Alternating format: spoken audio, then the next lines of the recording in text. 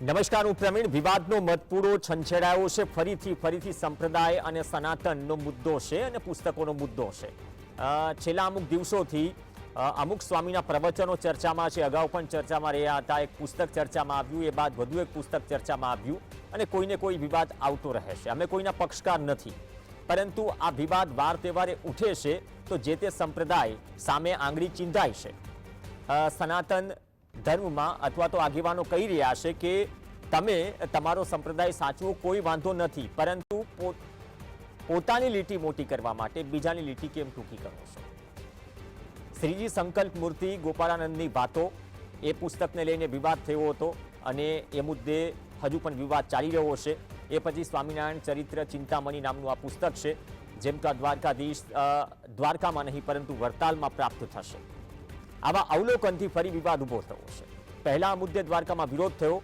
સુરત સહિતના શહેરોમાં પણ આ મુદ્દાને લઈને નારાજગી છે. કૃષ્ણ ભક્તોની માંગ છે કે આવા પુસ્તકો લખનાર લેખકો, સંપાદકો, સંપ્રદાયના મહંતો ગેરમાર્ગે દોરી રહ્યા છે. મોટાભાગના કિસ્સામાં વિવાદ થાય એટલે માફી માંગીને વિવાદ પર પડદો પાડી દેવાય. કૃષ્ણ ભક્તો કહી રહ્યા છે કે અહીં કોઈ સંપ્રદાય કે કોઈ મહારાજનો વિરોધ નથી, પણ ભગવાન દ્વારકાધીશ અને અન્ય દેવી દેવતાની આલોચના કરતા એ લોકો મહંતો, એ તેમનો વિરોધ છે કે જે કંઈ પણ બોલી રહ્યા છે. અને આગામી સમયમાં જો આ પુસ્તકો પ્રકાશિત કરનાર દ્વારા કોઈ ખુલાસો આપવામાં નહીં આવે તો સૌ સનાતની કૃષ્ણ ભક્તો અને કૃષ્ણ વંશજો દ્વારા જાહેરમાં માફી માંગવાની ફરજ પડાશે. આ પુસ્તક વિવાદમાં સંપ્રદાયના સ્વામીને ફોન કરીને સવાલો પણ પૂછાઈ રહ્યા છે અને એ સવાલો સામે જવાબ પણ નથી મળી રહ્યા. દ્વારકાધીશના દર્શન કરવાતા તો ક્યાં અમે જઈએ તો દર્શન થાય? તમે જ્યાં જાઓ ત્યાં થાય. ભગવાન તો બધે છે જ ને. ભગવાન બધે છે. એટલે મેં કોલી તમારી બુક વાંચી હતી ને, એમાં એવું હતું કે ભગવાન દ્વારકામાં નથી. એટલે તમે બુક વાંચી ખરી કે તમે ખાલી પેલા એમ જ જોયું? નહીં, આખી બુક નથી વાંચી. બુક નું જે ઓલું હતું ને, બસ તો માથાકૂટ જ એની છે. ભગત માથાકૂટ જ એની હું છે. ભગત સ્વામીનો, એમાં ખાવા પડે. હું ભગત નથી. હું ભગત. લોકો શું કરે ખબર તમને? સાંભળો. લોકો શું કરે ખબર તમને? આવું ખાલી છે ને લાઈન લાઈટ કરીને અને એટલું વસ્તુ મૂકી દે. બાકી છે ને રિયલમાં જે છે ને આખી બુક વાંચશો ને તો જ ખબર પડશે તમને. આખી બુક અમારે વાંચવી જ નથી. અમારે વાંચવા જેવી છે જ. ભગવદ ગીતા, રામાયણ બધી છે. પણ એ બુકમાં આખી નહીં તો અધૂરું. એ તો લખેલ છે ને કે ભગવાન દ્વારકામાં નથી. ભગવદ ગીતામાં શું કીધું છે? ભગવદ ગીતામાં શું કીધું છે? ભગવદ ગીતામાં ભગવાન ખુદ એમ જ કે હું જ આ પૃથ્વીનું હું કે સંચાલન કરનાર હોઉં. તમે વાંચી ભગવદ ગીતા? ક્યારે હવે બતાવ્યું ને એમ નહીં, તમે ભગવદ ગીતા વાંચી? મારે ક્યાં વાંચવી છે? હા તો એમાં છે ને, એમાં આટલા બધા ભગવાનો થઈ ગયા ને, એમાં કૃષ્ણ સિવાય કોઈએ એમ નથી કીધું કે હું જ ભગવાન છું. બાકી બધે એમ કીધું કે હું આનો આદેશ દેવાયો ને આ તે. કૃષ્ણએ જ કે એવું કીધું કે હું જ છે ને ભગવાન છું. અને તમે તમારી બુકમાં એવી રીતનું લખાયું કે દ્વારકામાં ભગવાન નથી, તો દ્વારકામાં કૃષ્ણ ભગવાન નથી? અમારા ક્ષત્રિય યદુવંશીના સિદ્ધ નીતિનો વારસદાર છે ને, એ દ્વારકામાં છે. હું ભગત નથી. હું યદુવંશી ક્ષત્રિય છું અને દ્વારકાધીશનો પરમ ઉપાસક છું. હું ભગત નથી. ચલો, આ તમામ વસ્તુઓ થઈ રહી છે, પરંતુ બીજી તરફ એ પુસ્તક અને એ પુસ્તકનું ફ્રન્ટ પેજ પણ સામે છે, જે સોશિયલ મીડિયામાં પોસ્ટ કરવામાં આવી છે. થોડા બેકગ્રાઉન્ડ સ્કોર સાથે જઈએ.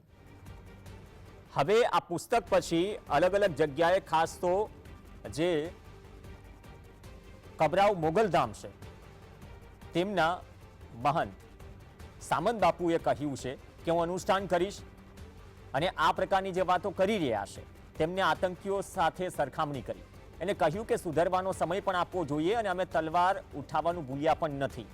અને આવનાર સમયમાં જે કંઈ પણ આ પ્રકારનો વિવાદ કરે અથવા તો બાદમાં માફી નથી મંગાતી તેનું પરમેનન્ટ સોલ્યુશન પણ જોઈએ. આખરી ટિપ્પણી કરી છે. જે બફાટ થઈ રહ્યો છે એને ગેરવ્યાજબી ગણાવ્યો છે અને સતત આ પ્રકારની ઘટનાઓ જે ઘટી રહી છે તેમની સામે રોષ પણ વ્યક્ત કર્યો છે અને આહ્વાન કર્યું છે કે હું બુધવારથી અનુષ્ઠાન કરી રહ્યો છું અને આ વખતે તેમને માફી માંગવી પડશે.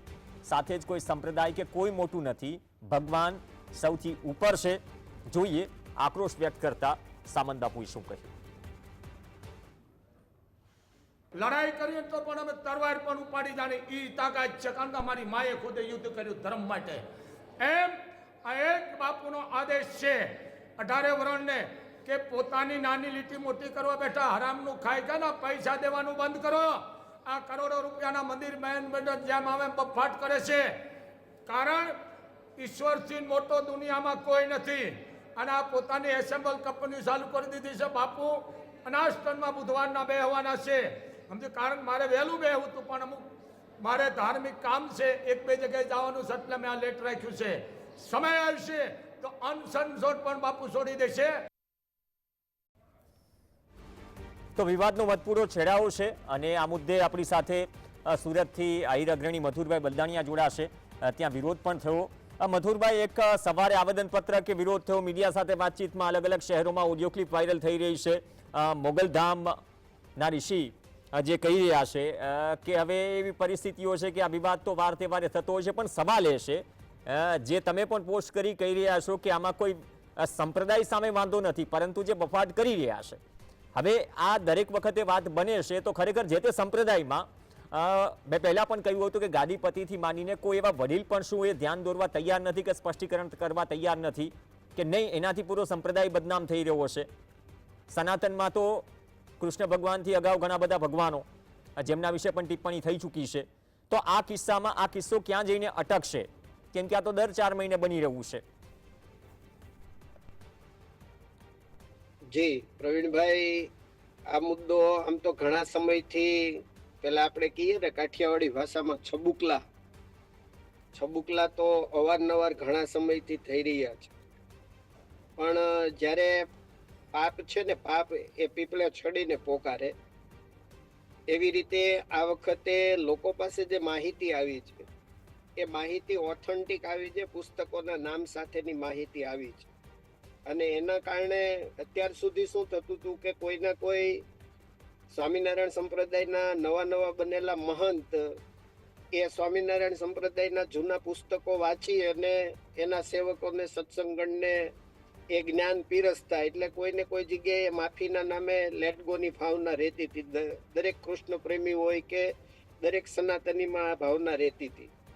પણ આ વખતે જે થયું છે એ જાણી જોઈને થયું હોય એવું લાગે છે. પુસ્તકો વાયરલ થયા, પુસ્તકોની PDF વાયરલ થઈ, ઓથેન્ટિક સ્વામિનારાયણ સંપ્રદાય વડતાલ સંસ્થાનું સાહિત્ય વાયરલ થયું અને સાથે સાથે વડતાલ સંસ્થા સાથે જોડાયેલા સ્વામિનારાયણ સંપ્રદાયના વક્તા સાધુઓ ના વિડીયો પણ વધુમાં વધુ આવી રીતે વાયરલ થયા. અને એના કારણે સમગ્ર મામલો સનાતનીઓ, હિન્દુ દેવી દેવતાઓમાં શ્રદ્ધા રાખતા લોકો, કૃષ્ણ પ્રેમીઓ, એમ 18 વર્ણની જનતા સુધી આ સંદેશ પહોંચ્યો.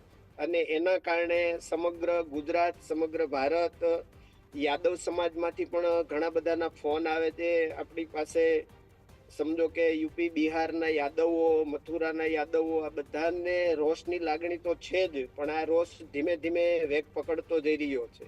પણ આ કિસ્સામાં જ્યારે એક ઓડિયો વાયરલ થયો મથુરભાઈ, કે એમને કહ્યું કે ચલો વાંધો, તમે ખાલી એક જ પેજ વાંચ્યું છે એટલા માટે તમે આવી વાત કરી રહ્યા છો. આ તો બીજા પુસ્તકની વાત થઈ.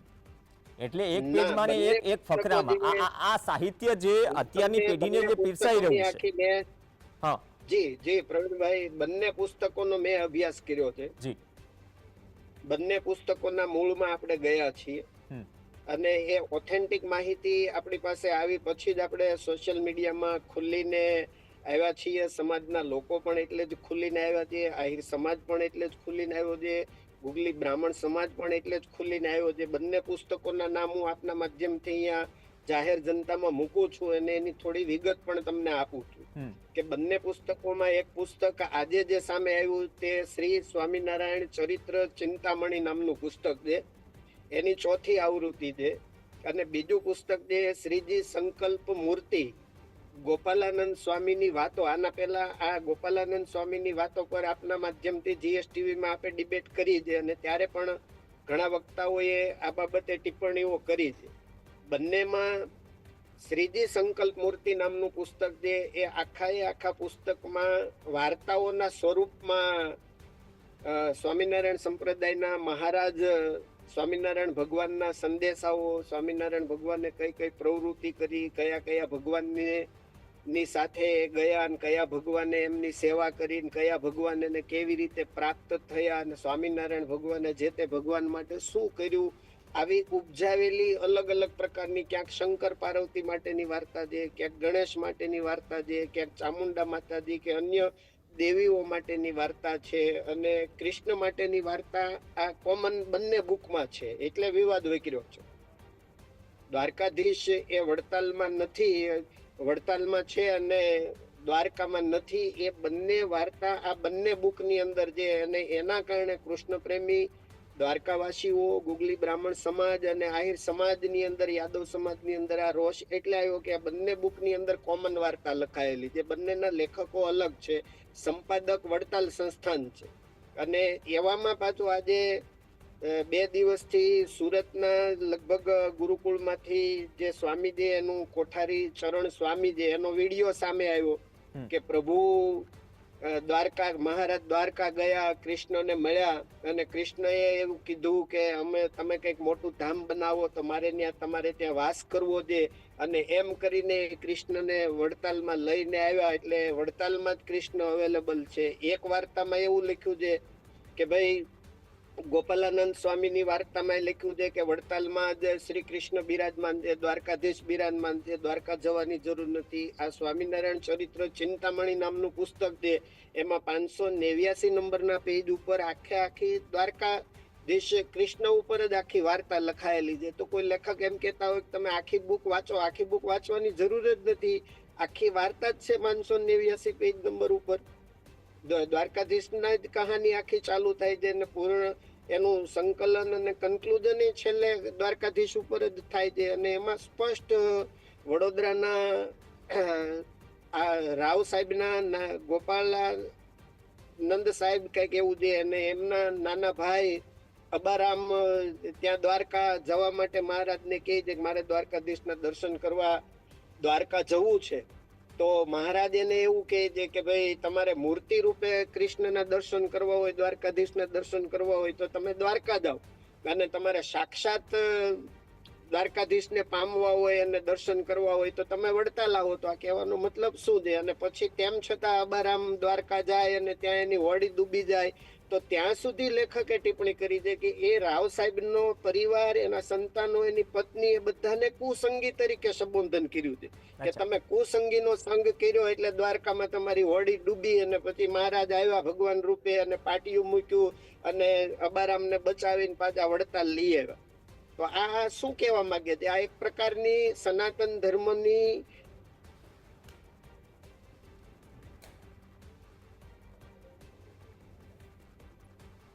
અચ્છા, થોડો નેટવર્કનો ઇસ્યુ છે, પરંતુ આ બાબતે ઘણી વખત એવું થાય કે સામે સવાલ પણ કરવામાં આવે અથવા તો પૂછવામાં પણ આવે. સ્પષ્ટીકરણ જે રીતે કોલ કર્યો હતો અને કોલ કરીને પૂછવામાં આવ્યું કે વડતાલ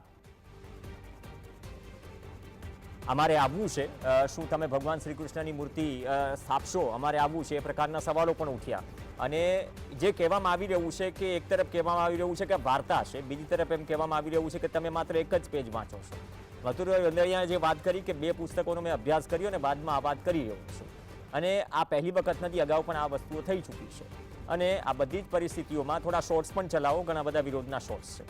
હવે સુરત હોય કે અન્ય જગ્યા હોય, 59 સેકન્ડના વિડીયોની એક કથાનો વિડીયો હતો, તેમાં પણ વિવાદ થયો. આજે જ આજ સવારની ઘટના છે અને એ વિડીયોની ઘટના પછી હવે દ્વારકાથી ધારાસભ્ય પબુભા માણેકની પણ પ્રતિક્રિયા આવી છે. તેમણે કહ્યું કે સ્વામિનારાયણ સંપ્રદાય પોતાને સર્વશ્રેષ્ઠ ગણાવવા માટે હિન્દુ ધર્મના દેવી દેવતાઓ પર વારંવાર નિવેદનો કરે છે. ભગવાન દ્વારકાધીશને સંઘર્ષ કરીને દ્વારકા નગરીની સ્થાપના કરી.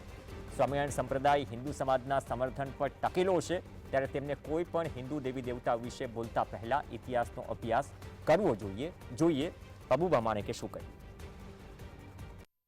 એમ લાગે છે કે આ બધું હવે દ્વારકાધીશ વિશે જો કોઈ બોલતું હોય તો મને લાગે છે એના છે ને લગભગ દિવસો પૂરો થવા આવ્યા લાગે.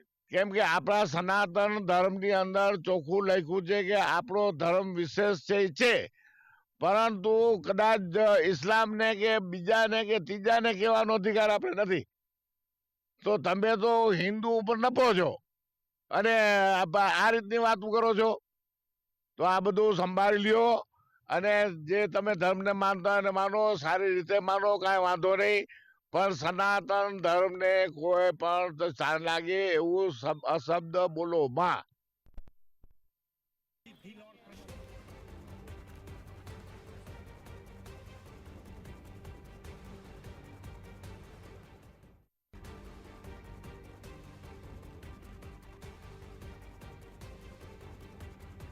તો આજનો ઘટનાક્રમ હતો અને આ ઘટનાક્રમ છેલ્લા 4 દિવસથી ઘટી રહ્યો છે, પણ સવાલ એ છે કે કોઈ સ્પષ્ટીકરણ આપવા આવતું નથી. આ માત્ર વાર્તા ચાલી રહી છે, અથવા તો જો આ પ્રકારની વાર્તા ઉપજાવવામાં આવી હોય, જે રીતે સવાલો થઈ રહ્યા છે, તો ઉપજાવનાર છે કોણ અને ચૂપ રહીને શું તેના પર બધું જ બરાબર છે ને મોહર લાગી રહી છે?